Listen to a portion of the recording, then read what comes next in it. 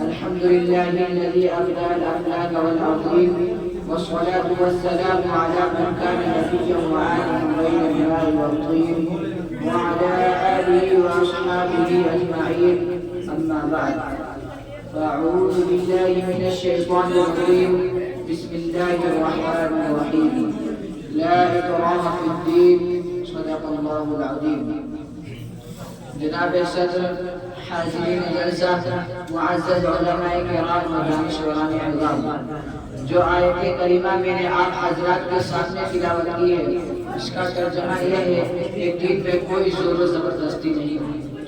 یہ آیت ہمارے عالمی اور آفاقی مذہب اسلام کے مزاج کی ترجمانی کرتی ہے کہ دین اسلام میں داخل ہونے اور اس کے ماننے پر کسی کو مجبور کرنا اور کسی کو احکام اسلام کا پابند بنانے میں زور و زبردستی سے کام لینا یہ مزاج اسلام نہیں. یا یوں کہیے کہ اشاعت اسلام کا سبب اصلی وہ اخلاق حسنہ ہے جس کی نظیر پوری عالم انسانیت کی تاریخ پیش کرنے سے قاصر اور عاجز ہے. اور یہ الزام لگانا کہ اشاعت اسلام کا سبب اصلی تلوار کی نوک ہے جو عرب کے ہر باشندے کے لبے گردن پر تنی رہتی تھی کہ یا تو اسلام قبول کر لیں یا ان کی گردنیں اڑا دی جائیں گی. یہ تاریخ کا ایک ایسا جھوٹ ہے جو تاریخ اسلام کی سفید چادر پر ایک سیاہ نقطے کی طرح ہے. سامعین گرامی، یہ پررونق جلسہ مجھے اس موضوع پر روشنی ڈالنے کے لیے بہت مناسب معلوم ہوتا ہے کہ کیا یہ مذہب اسلام تلوار کے زور سے پھیلا ہے.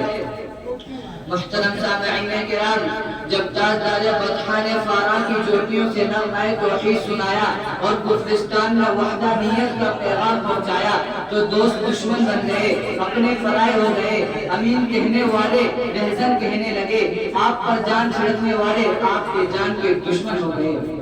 اور جو اسلام کی روشنی پھیلنے لگی اور اس کے مخالفین و معاندین کی تدبیریں ناکام اور کوششیں اکارت ہونے لگی، اور جیسے جیسے اسلام کی شاعت میں ترقی ہونے لگی اور اسلام پوری برق رفتاری کے ساتھ عالم میں پھیلنے لگا، ویسے ویسے شر اسلامی کو بجھانے کے لیے نت نئی تدبیریں اور جدا جدا اسکیمیں بنائی جانے لگی. لیکن اسلام بڑھا اور بڑھتا چلا گیا، اسلام پھیلا اور پھیلتا چلا گیا، اور اس تیزی سے پھیلا کہ 23 برس کی قلیل مدت میں پورے عالم پر چھا گیا. وہ بجلی کا کڑکا تھا یا صوت ہادی، وہ بجلی کا کڑکا تھا یا صوت ہادی، عرب کی زمین جس نے ساری ہلا دی. جب ہر تدبیر ناکام ہو گئی اور ہر اسکیم فیل ہو گئی تو دشمنان اسلام نے اپنی اسلام دشمنی کے ثبوت میں عناد کی تمام حدود کو پار کرتے ہوئے یہ غلط پروپیگنڈا دنیا کے سامنے پیش کیا.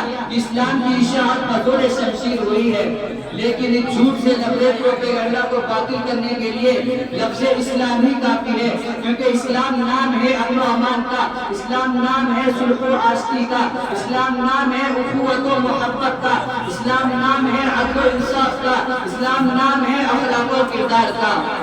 سامعین کرام، اسلام تلوار کے زور سے نہیں پھیلا بلکہ اسلام پھیلا ہے ان احکام ناصحانہ کی بدولت جو قرآن ہمیں سناتا ہے. اسلام پھیلا ہے ان اخلاق کریمانہ کی بدولت جو صاحب قرآن ہمیں سکھاتا ہے.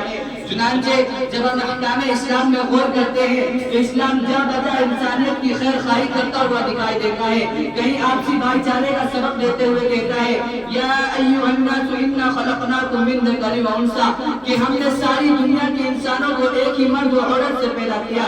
جو کہیں پوری دنیا کے انسانوں کو مساوات کے حسین بندھن میں باندھتے ہوئے یوں گویا ہوتا ہے لا فضل لعربی علی عجمی ولا لعجمی علی عربی، کہ کسی عربی کو عجمی پر اور عجمی کو عربی پر، کسی کالے کو گورے پر اور کسی گورے کو کالے پر کوئی فضیلت نہیں، بلکہ سب کے سب برابر ہیں. وہ اگر ایک روحانی ترقی کے لیے عبادت و ریاضت کی تاکید کرتے ہوئے کہتا ہے اقیموا الصلاۃ وآتوا الزکاۃ، کہ نماز قائم کرو، زکات ادا کرو، تو وہی دوسری طرف ظلم و بربریت کو جڑ سے اکھاڑ پھینکنے کے لیے من یظلم منکم نذقہ عذابا کبیرا کی وعید شدید سناتا ہے. اسلام اگر ایک طرف حسن اخلاق کا پاٹ پڑھاتے ہوئے ان من خیالکم احسنکم اخلاقا کا مجدہ سناتا ہے کہ تم میں سب سے بہتر وہ ہے جو اچھی اخلاق والا ہو، تو وہی بدخلقی پر جنت سے محرومی کی سزا سناتے ہوئے لا يدخل الجنة قطاط فرماتا ہے.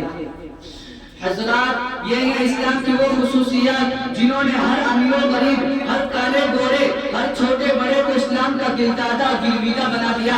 یہ ہے اسلام کی وہ مقدس تعلیمات جنہوں نے نفرت کے کانٹوں کو پیار کے پھولوں سے، عداوت کے اندھیروں کو محبت کے اجالوں سے، اور ظلم کے دریچوں کے انصاف کے بارودوں سے بدلنے پر مجبور کر دیا۔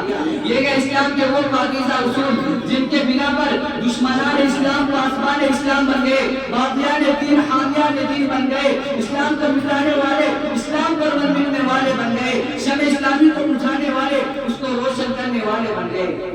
اور جب ہم صحابہ کرام کی زندگی پر نگاہ دوڑاتے ہیں تو اشاعت اسلام میں آپ صلی اللہ علیہ وسلم کا بھی اعلیٰ کردار اور اہم رول نظر آتا ہے۔ چنانچہ میں آپ صلی اللہ علیہ وسلم کی سیرت کو بیان کرنا چاہتا ہوں، میں آپ صلی اللہ علیہ وسلم کے اخلاق کریمانہ کو بیان کرنا چاہتا ہوں، میں آپ صلی اللہ علیہ وسلم کے عادات شریفانہ کو بیان کرنا چاہتا ہوں، میں آپ صلی اللہ علیہ وسلم کے واقعات رحیمانہ کو بیان کرنا چاہتا ہوں۔ چنانچہ اللہ کے رسول کی مکی زندگی کو دیکھو، بے سر و سامانی کا عالم ہے، تکالیف اور مصیبتوں کا ہجوم ہے، مسلمانوں کی تعداد بھی کم ہے، کوئی مانے یا پیٹے مگر پلٹ کر جواب دینے کی اجازت بھی نہیں، اور مزید یہ کہ کفار مکہ کا وحشیانہ ظلم و ستم ہے۔ ان پرخطر حالات میں کیا کوئی اسلام قبول کر سکتا تھا؟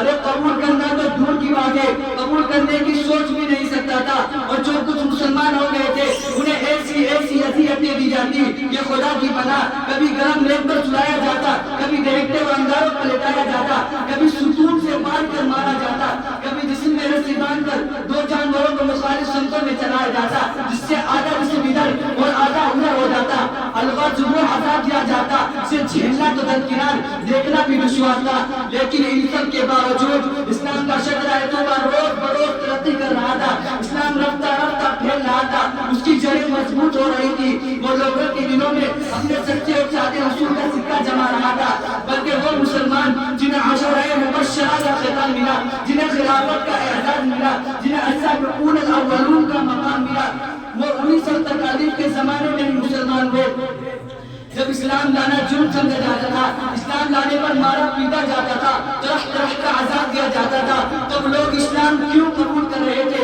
انہیں کون سی تلوار اسلام قبول کرنے پر مجبور کر رہی تھی؟ ابو بکر جیسے وزیر انسان کو اسلام پر کس نے مجبور کیا تھا؟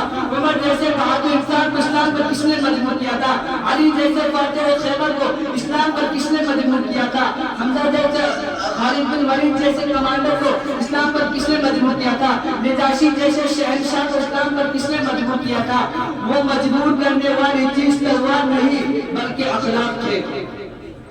حضرات، مسلمانوں نے اسپین پر 800 سال حکومت کی، کبھی کسی کو اسلام قبول کرنے پر مجبور نہیں کیا گیا۔ اگر اسلام تلوار سے پھیلتا تو اسپین کا ہر باشندہ مسلمان بنا دیا گیا ہوتا، لیکن آج اسپین کی 100% آبادی غیر مسلموں کی ہے، اور یہ 100% غیروں کی آبادی اس بات کی شہادت ہے کہ اسلام تلوار سے نہیں پھیلا بلکہ اخلاق سے پھیلا ہے۔ ہندوستان پر بھی مسلمانوں نے 800 سال حکومت کی، کبھی کسی کو اسلام قبول کرنے پر مجبور نہیں کیا گیا۔ اگر اسلام تلوار سے پھیلتا تو ہندوستان کا ہر باشندہ مسلمان بنا دیا گیا ہوتا، لیکن آج ہندوستان کی 80% آبادی غیر مسلموں کی ہے، اور یہ 80% غیروں کی آبادی اس بات کی شہادت ہے کہ اسلام تلوار سے نہیں پھیلا بلکہ اخلاق سے پھیلا ہے۔ عرب میں 1450 سالوں سے مسلمانوں کی حکومت ہے۔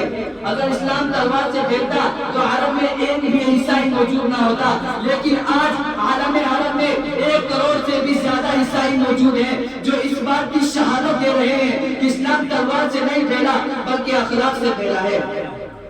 اسی طرح مشہور مورخ ڈینیسی اولیری اپنی کتاب اسلام ایٹ دا کراس روڈ میں صفحہ نمبر 8 پر اس الزام کی حقیقت واضح کرتے ہوئے کہتے ہیں کہ یہ کہنا کہ کچھ جنونی مسلمانوں نے دنیا میں پھیل کر تلوار کے ذریعے مفتوح قوم کو مسلمان بنایا، تاریخ اسے اجاگر کرتی ہے، یہ کوری بکواس ہے اور ان من گھڑت کہانیوں میں سے ہے جسے مؤرخین نے دہرایا ہے۔ اور اگر بفرض محال اس پروپیگنڈا کو صحیح تسلیم کر لیا جائے کہ ہاں اسلام تلوار سے پھیلا، تو پھر مجھے بتاؤ آج بھی اسلام روز بروز ترقی کیوں کر رہا ہے؟ آج بھی امریکہ میں سب سے زیادہ اسلام کیوں پھیل رہا ہے؟ آج بھی یورپ میں سب سے زیادہ اسلام کیوں پھیل رہا ہے؟ آج کون سی تلوار کا استعمال کیا جاتا ہے جس کے خوف سے اہل مغرب اتنے بڑے تعداد میں اسلام قبول کر رہے ہیں؟ لہذا یہ کہنا پڑے گا اسلام تلوار سے نہیں پھیلائے بلکہ اخلاق سے پھیلائے۔ اللہ تعالیٰ پوری دنیا میں اسلام کا بول بالا اور کفر کا منہ پھالا فرمائے۔ وآخر دعوانا الحمد للہ رب العالمین۔